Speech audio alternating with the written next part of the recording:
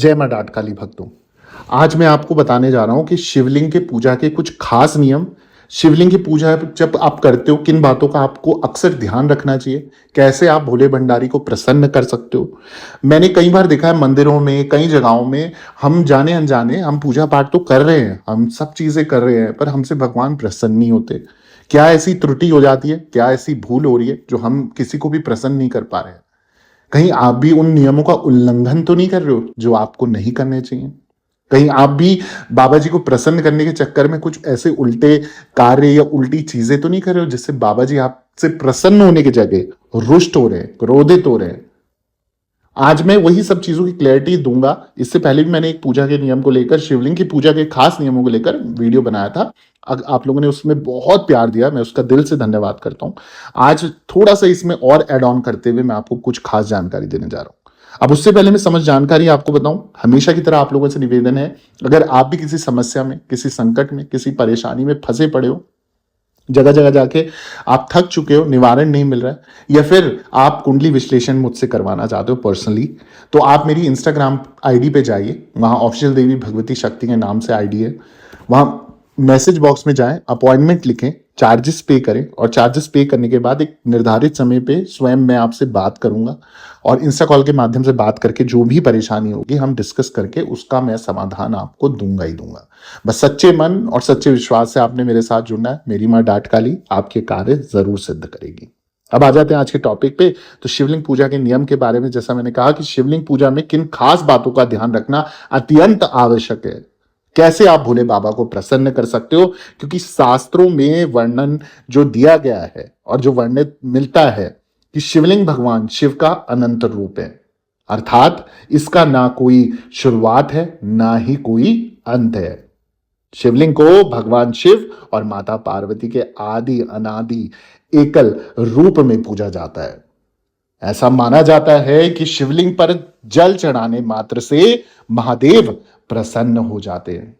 ऐसे में अगर आप शिवलिंग पर जल चढ़ाते समय ये विशेष बातों का ध्यान रखें, या ये विशेष कार्य जो मैं बताने जा रहा हूं वो करोगे, तो आपको काफी काफी काफी ज्यादा लाभ मिलने वाला है, और आप वो अपने जीवन पे बदलाव देखोगे। और जैसी इच्छा रख के जल अर्पण, उनका पूजा विधान करोगे, जो नियम मैं बता रहा हूं, खास नियम मैं बता रहा हूं, आप देखोगे जिंदगी के हर वो चीज आपको मिलती जाएगी जिसकी आपने कई लंबे सालों तक इच्छा रखी होगी।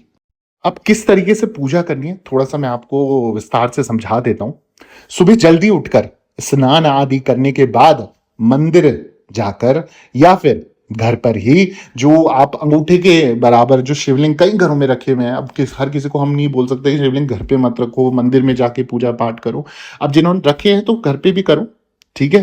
जिनके कई लंबे समय से, पर लाओ मत, पहले तो लाओ मत, और लाए हो तो फिर उनका विधि विधान चलाओ, उनका नियम चलाओ। सोमवार के दिन शिवलिंग पर जल चढ़ाने का विशेष महत्व माना गया है। शुद्ध जल में थोड़ा सा गंगा जल मिलाकर शिवलिंग पर अभिषेक करें। इसके बाद क्या करना है आपने, जो अशोक सुंदरी है ना, जहां पर अशोक सुंदरी की जगह है, वहां पर जल अर्पित करें। शिवलिंग पर चंदन का तिलक लगाएं। इसके बाद शिवलिंग पर अपनी श्रद्धा अनुसार बेलपत्र, जो कहीं से टूटे फूटे ना हो, कटे फटे ना हो, एक ही जो डंडी होती है ना उसमें 3 पत्ते होने चाहिए, फूल, शहद, ऑर्गेनिक शहद, ओरिजिनल शहद, ये सब कुछ अर्पित करें, भोग अर्पित करें। अंत में एक घी का, शुद्ध देसी गाय के घी का दीपक प्रज्वलित करें और आरती करें, और दूसरों को जो बचा हुआ प्रसाद है वो वितरण करें, बांटे वहां पर। अब कैसे मिलेगी भोले बाबा की कृपा, वो भी समझा देते हैं। शिवलिंग पर जल चढ़ाने के बाद उस जल को अपनी उंगलियों से लेकर अपनी आंखों में, अपने गले में, अपने माथे पर लगाना चाहिए। ऐसा करने से शिव जी की कृपा आपके ऊपर बनी रहती है और जीवन में खुशियों का आगमन होता है। इसके साथ ही भगवान शिव पर बेलपत्र चढ़ाते समय इस बात का ध्यान रखें कि बेलपत्र 3 पत्तों वाला साबुत होना चाहिए, कहीं से कटा फटा या टूटा फूटा ना हो। बेलपत्र को हमेशा चिकनी सतह की तरह से शिवलिंग पर अर्पित करना चाहिए। अब ये सब कुछ तो मैंने आपको समझा दिया। अब ये भी आप पूछ रहे हो किन बातों का ध्यान रखना चाहिए, तो वो भी बता देता हूं कि शिवलिंग अभिषेक के लिए हमेशा गंगा जल या फिर साफ पानी का ही इस्तेमाल करें। जो बहता पानी आता है नल से, जो डेली पानी आता है उसका इस्तेमाल करें। जमे हुए पानी का कम प्रयोग करें, ठीक है। भूल से भी शिवलिंग पर ऐसा जल अर्पित ना करें जो साफ ना हो। ऐसा करने से भोलेनाथ रुष्ट हो जाते हैं। जलाभिषेक के लिए तांबे का, पीतल का या फिर चांदी के लोटे का इस्तेमाल करना बेहतर माना गया है। जल अर्पित करते समय इस बात का ध्यान रखना चाहिए कि शिवलिंग पर जलधारा पतली और धीमी गति से गिरे। तो जब भी जलधारा आप दे रहे हो, अर्घ दे रहे हो, आप शिवलिंग पर जल अर्पित कर रहे हो, तो वो ऐसे नहीं दर दर दर दर दर दर दर दर आपने चढ़ा दिया, नहीं, ये गलत है। आपको जल्दी हो रही है, आप मत करिए अर्पण, ठीक है। परंतु जब भी आप जलधारी डालें तो बिल्कुल ही स्मूथली, जैसे आपने देखा होगा ना शिवलिंग के ऊपर कलश रखा रहता है, उससे टप टप टप टपकता रहता है जलधारी। इसी तरीके से आपने हाथ से भी उनको जलधारी डालनी है। सीधे खड़े होकर नहीं, बल्कि बैठकर या थोड़ा सा झुककर शिवलिंग का जलाभिषेक किया जाता है। अब कौन सी वो गलतियां हैं जिनसे आपको फल नहीं मिलता, वो भी मैं आपको समझा देता हूं। ध्यान रखें कि जल चढ़ाते समय आपके मन में किसी भी तरीके का नकारात्मक विचार नहीं आना चाहिए। किसी के प्रति कोई गलत भावना नहीं होनी चाहिए।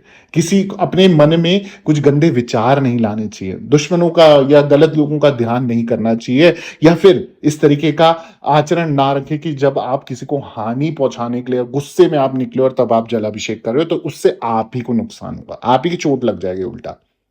इसी के साथ धार्मिक मान्यताओं के अनुसार शिवलिंग पर कभी भी तुलसी हो गया, शंख हो गया, श्रीफल हो गया, सिंदूर हो गया, हल्दी हो गया, केतकी हो गई, कनेर के फूल हो गए, ये सब कभी भी नहीं चढ़ाना चाहिए। नारियल का पानी, टूटे हुए चावल कभी अर्पित नहीं करने चाहिए। कभी भी अर्पित करने, चावल का खासकर ध्यान रखो, अक्षत जिसे बोलते हैं, बिना टूटे हुए, जैसे बासमती चावल होते हैं ना लंबे लंबे, वो आप अर्पित करें, ठीक है। इन गलतियों के कारण क्या होता है, आप इतना रोज जाते होंगे ना शिवलिंग पे जल चढ़ाने। मैंने तो कई जगह देख लिया, रोज मतलब महिलाएं, माताएं, बहनें, स्त्री पुरुष सब लोग जाते हैं और जलधारी मतलब जल अर्पित करने जाते हैं, और कहीं ना कहीं वो कोई ना कोई त्रुटि करते रहते हैं। और शिवलिंग का जो विशेष नियम क्या कहता है कि कभी भी जल आपको अर्पित करने जाना है ना, ब्रह्म मुहूर्त पे जाए, 4-5 बजे जाए, जब थोड़ा सा उजाला होने के लिए समय होता है, हो रहा होता है, सूरज उगने से पहले पहले अगर आप जल अर्पित करें, और किसी की बिना शक्ल देखे आप बिल्कुल आंखें मूंद कर या नीचे झुककर आप जाएं और सीधा शिवलिंग के दर्शन करें सुबह सुबह, आपको जो भी इच्छा होगी ना वो 100% पूरी हो जाएगी। आपके जीवन के संकट, आपके जीवन की नकारात्मक ऊर्जाएं, गलत आचरण, जो गलत व्यवहार, सब कुछ खत्म, दुश्मन खत्म, परेशानियां खत्म, अगर आप इस नियम से करोगे। मैं आशा करता हूं ये जानकारी आपको अच्छी लगी होगी। अगर उचित लगी है तो आप लोगों से निवेदन है, प्लीज प्लीज प्लीज आप मेरे चैनल को सब्सक्राइब कर दीजिए, वीडियो को लाइक कर दीजिए, जरूरतमंद लोगों के साथ शेयर करना ना भूलें, और कमेंट में ओम नमः शिवाय, जय भोलेनाथ या जय माता दी या जय मां डाट काली जरूर लिखें। दरबार से बने रहें। मां डाट काली आप सभी के कार्य सिद्ध करें। सभी भक्तों को जय माता दी, जय मां डाट काली।